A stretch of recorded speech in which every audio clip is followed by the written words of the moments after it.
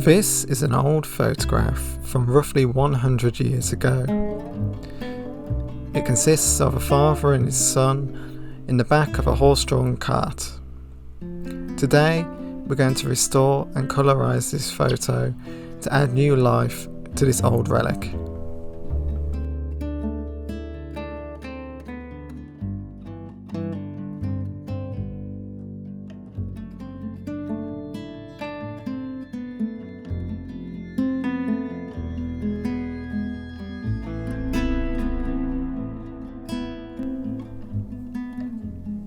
We start our journey in Photoshop. In this section we have the initial scan of the photograph and we're cropping it down to match the scan. At the end of this process, hopefully our final photograph will be the same size and resolution as the scanned in photograph, so it can be reprinted off and compared directly to the original. We have to not only crop but also rotate the scan to make sure it's horizontal and ready to start editing.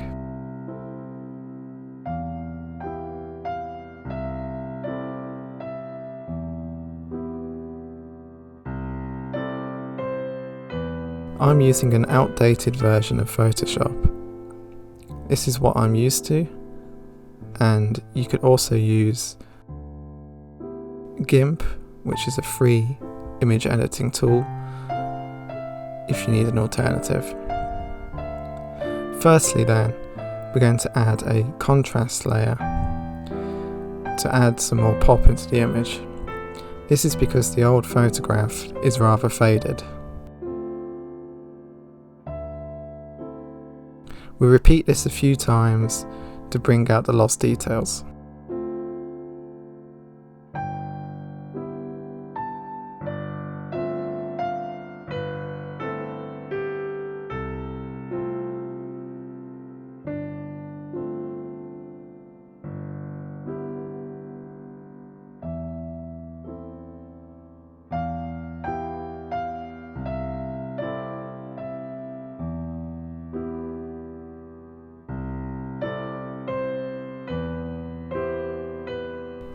Next, we're going to go through with the clone stamp tool and get rid of some of these creases and cracks that have formed on the photograph over the years.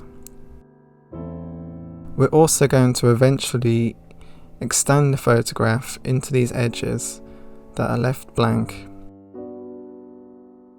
making sure our photograph fills the entire frame. When using the clone stamp tool on bricks, you have to make sure that the bricks you're cloning are lined up with where you're cloning it to. This is so there's no obvious artifacts left in the edited image.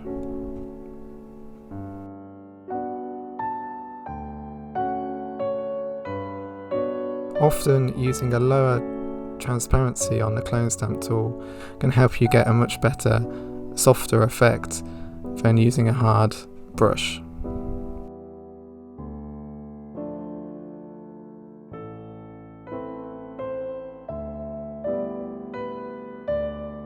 Here you can see us clone stamping existing areas of the image into the white areas that resulted from the rounded corners of the photograph.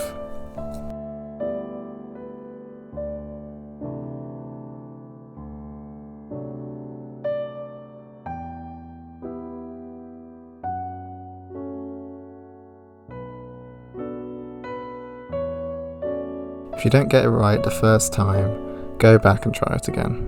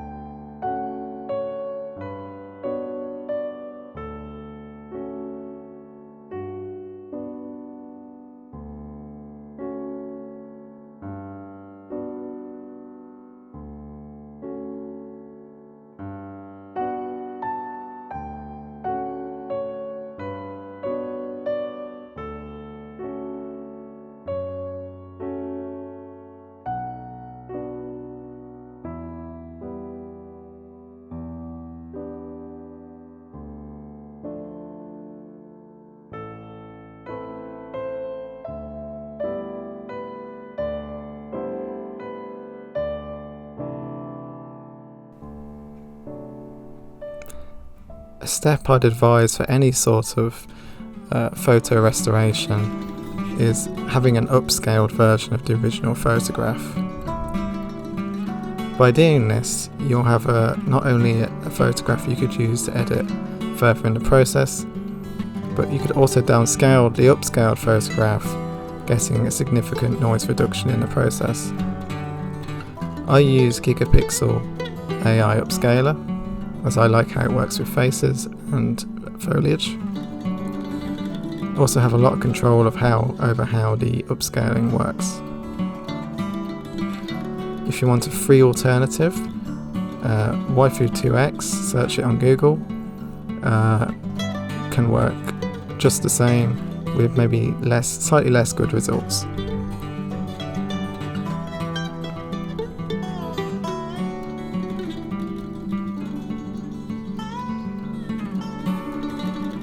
The main aspect here to look for is the reduced noise. Although the upscaled faces are nice, when downscaled, you're not going to have all that detail back in the image. Bringing that upscale then over to Photoshop, you can then add it into your project.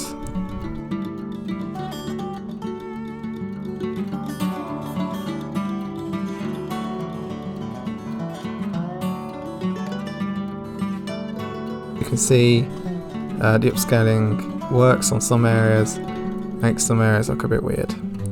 So using the select tool, select the image, copy it and paste it over the other image, and then free transform it to fit the same resolution.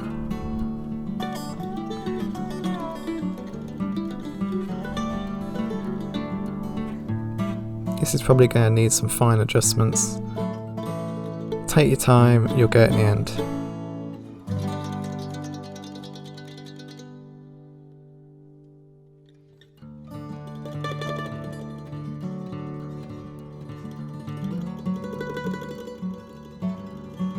Now if I toggle between the two, you can see how it smoothed out the face and it made the facial details pop a bit more.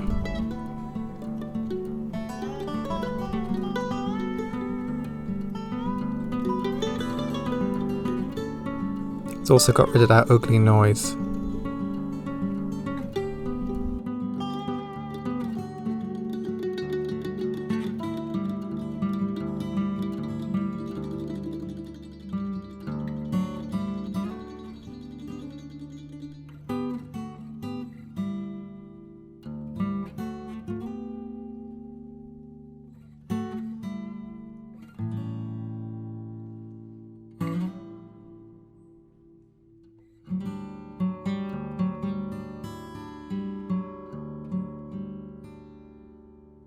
It's a good idea to overlay an edited version of the original photo with much higher dynamic range and contrast over the original image, and then adjust that overlay until you have an image that you want to progress forward with.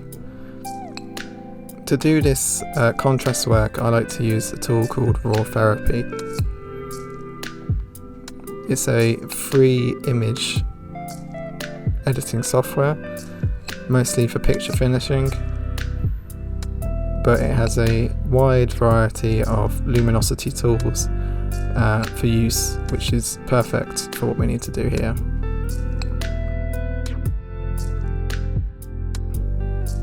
Mostly we're increasing the contrast, but making sure the whites aren't too blown out. We're also raising the level of the blacks so there's more detail in dark areas. We'll then put this into Photoshop, Ctrl C, Ctrl V, and overlay it over the original photo. You can then adjust this as you like to get the desired effect.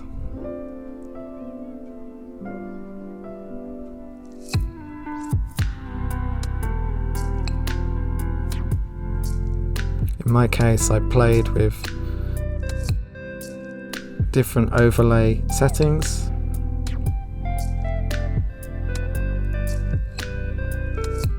To get the desired effect.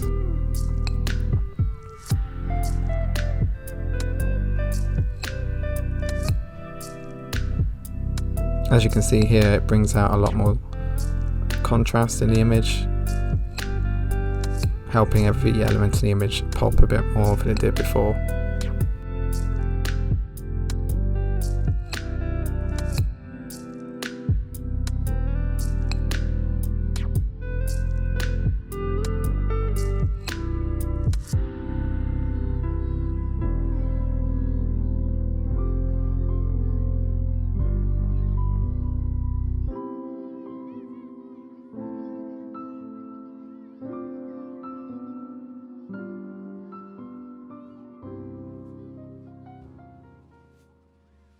You can always add a mask to your overlay layers and then paint out areas of the overlay that you don't want in other areas. In this case, on the right side of the image, I decided that it would be good to not have it as bright as the overlays were making it, and over on the left as well, you can see me painting out areas of the mask.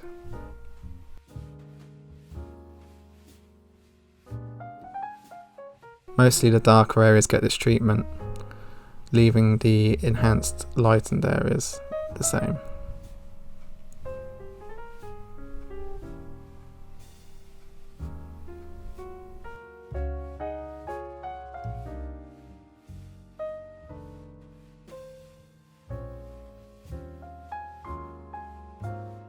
Also go through here and fix up the horse's hair. It's had a bit of a double exposure effect from the original image.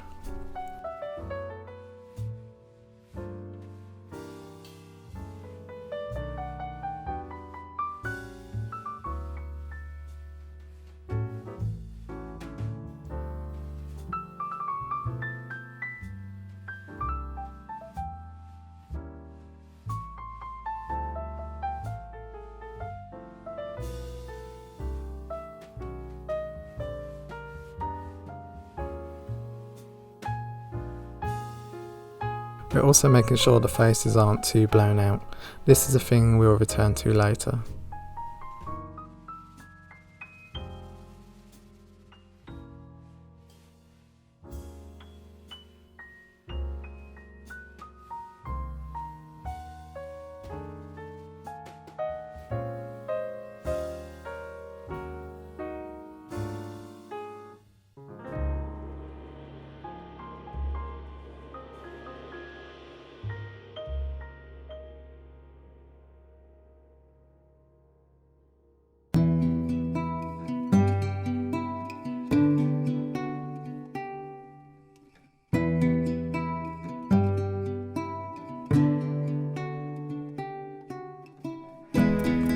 Picture Colorizer is a free tool you can download online. Offers different services, mostly through an online browser, such as enhancing and restoring old images.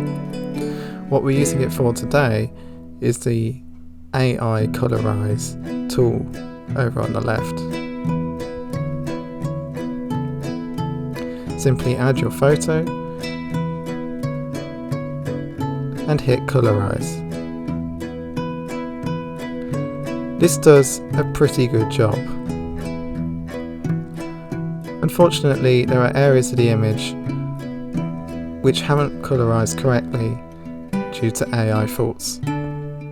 Print screen this so you don't get a watermark and put it into Photoshop.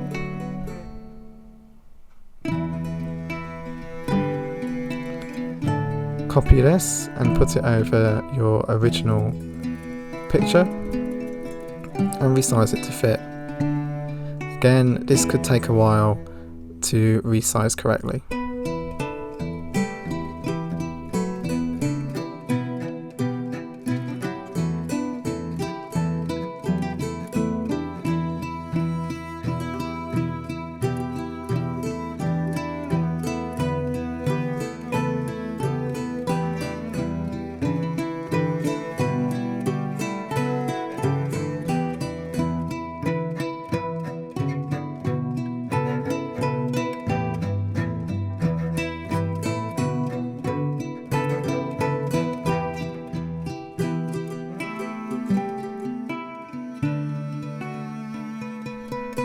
Don't be afraid to start over if you mess something up.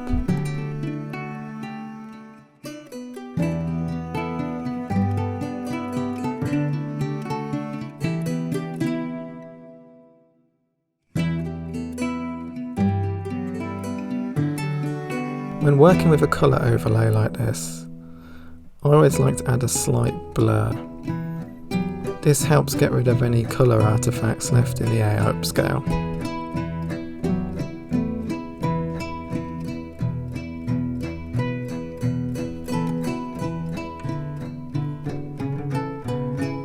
There we go.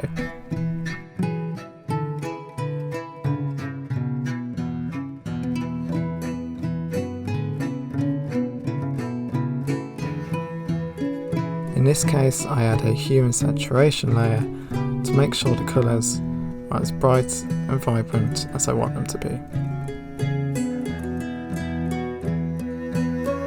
As I said earlier, elements of this AI colorization won't end up exactly as you like it.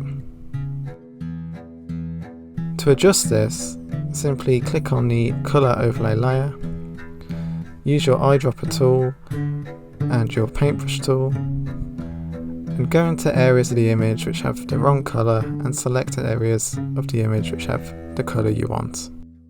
Simply paint out the areas of the wrong colour. This is probably the most time-consuming step of the whole process. You're essentially repainting the entire image.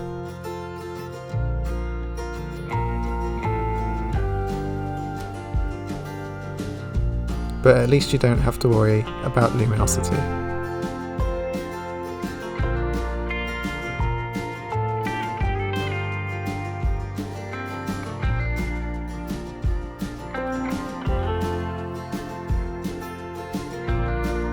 The AI colorization is a great tool to base your colours from, but don't be afraid to use unique colours from the palette.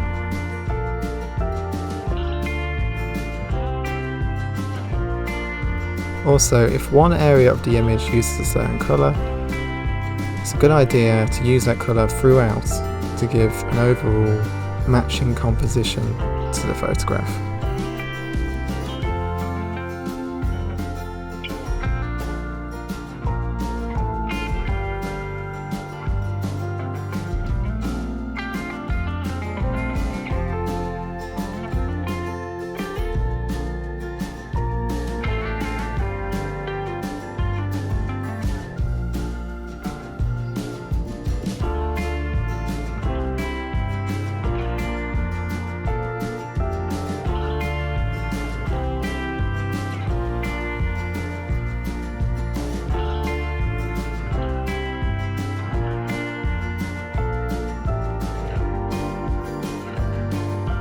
I use a graphics tablet for this, but you can also use a mouse just as well.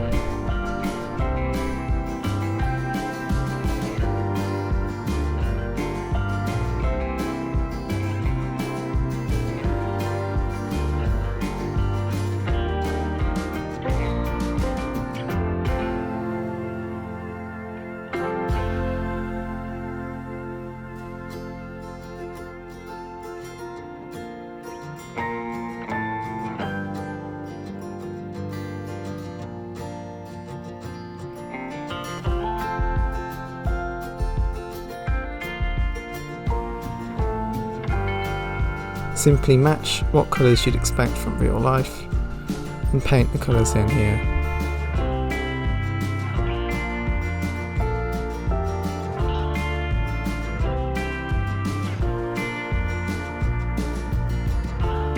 It's a good idea to use photographs as reference. Often when it comes to animals or trees, I have a reference image to draw colours from. But in this case, the AI colorization did a good job.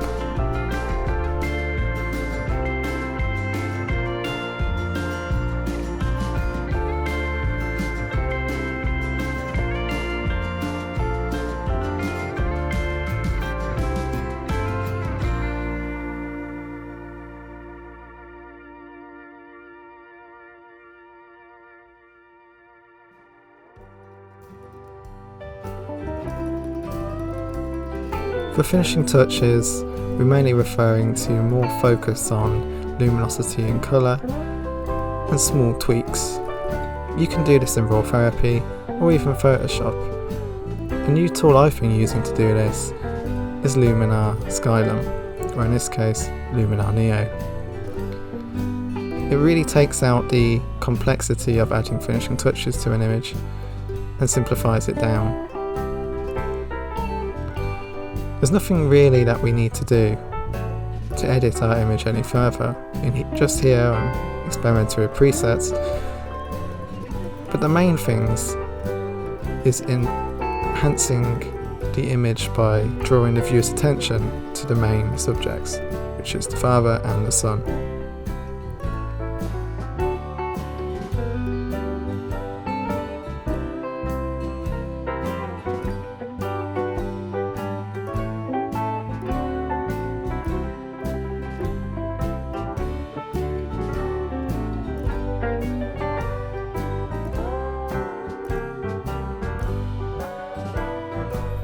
To do this, I quite like to add a vignette, focusing the subject of the image between the two characters. The vignette will then focus the viewer's eye towards that area of the image. Also, the lower area of the image is naturally expected to be darker, so it has an added benefit of fitting the scene. To also draw the viewer's gaze towards the centre of the image, you can add an area of light. But you don't want to overdo it too much.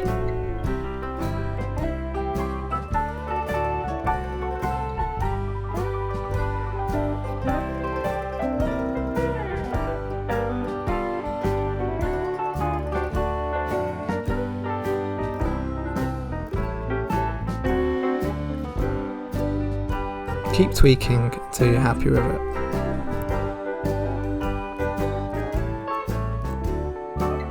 For this image, I also added some sun rays. Again, it's not something you want to go over the top with, but a few sun rays can also help enhance the centre of the image by making it lighter in comparison to the edges, drawing the viewer's gaze. When it comes to adding sunlight, you want to make sure it comes from a logical spot. Coming from directly overhead, like I've placed it here, makes sense, as is a farm building directly behind them.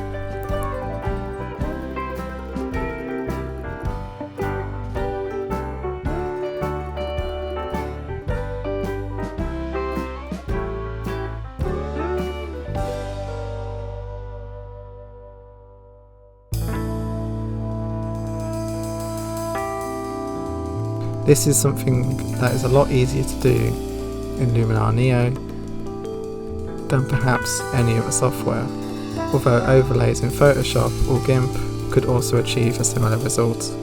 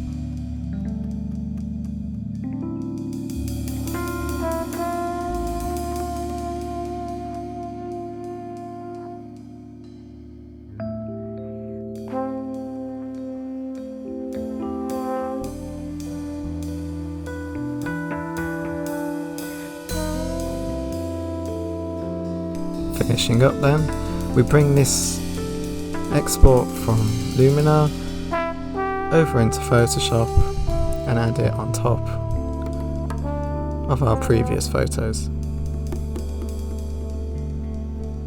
I made some minor edits in post afterwards, like lightening faces, but that's all.